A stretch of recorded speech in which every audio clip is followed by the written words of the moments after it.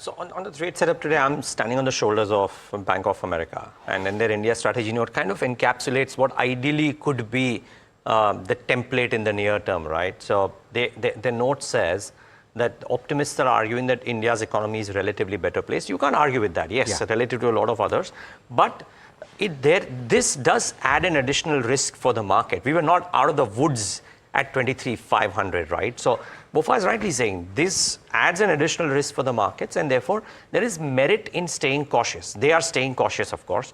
They prefer domestic rate cyclicals versus global plays. Again, a good thought if you think of it. You don't know, independent of whether earnings take a hit or no, multiples for a lot of global companies will take a hit. Yesterday, IT companies' earnings haven't gone down, but multiples are getting contracted because of the right reasons. So therefore, you might as well play domestic plays, and in domestic plays, very likely that rates will come down, as we'll probably see next week as well, and therefore, you want to play maybe the rate cyclicals. It's not a bad idea to do that, and a lot of them are actually trading at not dirt cheap, but reasonably cheap valuations.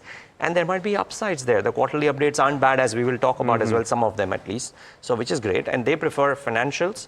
Real estate, some would argue that is a bit of a dodgy call, but be that as it may, real estate.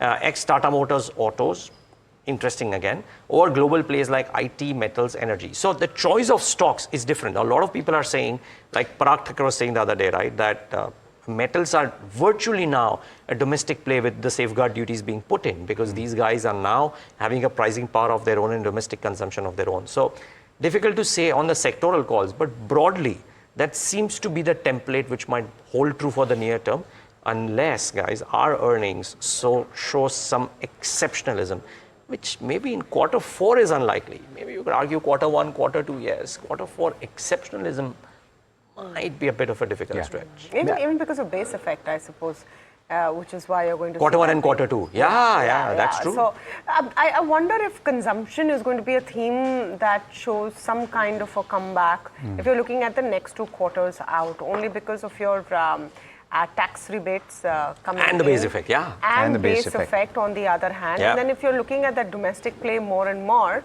I think not just your staples, even if a bit of your discretionary and consumption-facing theme might be something that's an interesting point. Back in focus. And before we go to the FNO setup with Puneet, I wanted to pull this up. Okay, and I'm not making this up. This is something which has come from the White House handle. Even as President Trump has, I would argue, set a fire to the world, they have posted this picture of him ready for the weekend, saying it's almost Friday. It's an interesting message if you look at it. It is almost Friday. It is Friday for us. But yeah, that's the message coming from there. It's almost Friday. I wonder if it's also a sign. You don't know what's coming on Saturday and Sunday. Man, I hope that's not the case. No. I'm very happy for this weekend to arrive. Please don't.